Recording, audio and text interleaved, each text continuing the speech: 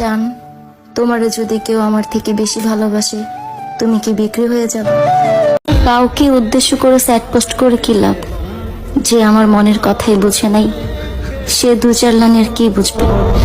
যে মানুষটা তোমার সাথে কথা বলার জন্য একটু সময় চায়, তাকে কখনো ব্যস্ততায় দেখাইও না, কারণ সে একবার পাল্টে গেলে তার মতো আর কাউকেই পাবে না।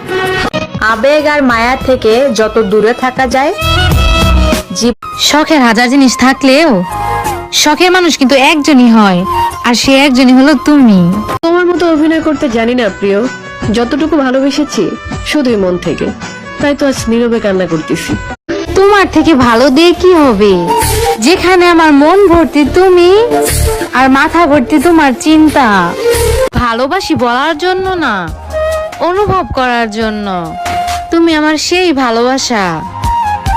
আমি যদি এখন বলি যে ছেলেরা কখনো এক নারীতে আসক্ত থাকে না, ছেলেরা দুই তিন নারীতে আসক্ত থাকে, হয়তো ভালো কিছু ছেলে এই কথাটা শোনার পর, এই ভিডিওটা দেখার পর মনটা খারাপ করে ফেলবে।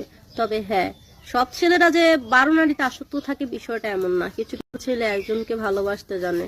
আর তবে পুরুষের ভালোবাসা কিন্তু ভয়ঙ্কর সুন্দর হয়, কারণ পুরুষের ভালোবাসার গভীরতা এতটাই যেটা ভাষায় প্রকাশ করার মতো না। কারণ পুরুষ কঠিন পরিস্থিতির মাঝে পড়লেও কখনো তার প্রিয়জনকে ছেড়ে যায় না, ভালোবাসতে জানে। মেয়েদের ভালোবাসাও অনেক সুন্দর হয়, কারণ আমি যদি বলি যে একটা মেয়ে কখনো এক পুরুষে আসক্ত থাকে না, 1000টা ছেলের সাথে সম্পর্ক করতে তারা রাজি, 4-5টা পুরুষের সাথে সম্পর্ক করতে রাজি। এখন কিছু ভালো মেয়ে কথাগুলো শুনলে তাদের কষ্ট লাগবে। হ্যাঁ, মেয়ে আসলে আমরা মানুষের উপর তখন বিশ্বাস হারিয়ে ফেলি যখন আমরা চরম ভাবে ঠকে যাই, যখন আমরা কষ্ট পাই, তখন আমরা হয়তো কাউকে বিশ্বাস করতে পারি না। আমরা যা দেখি সবকিছু আমাদের কাছে ভুয়া।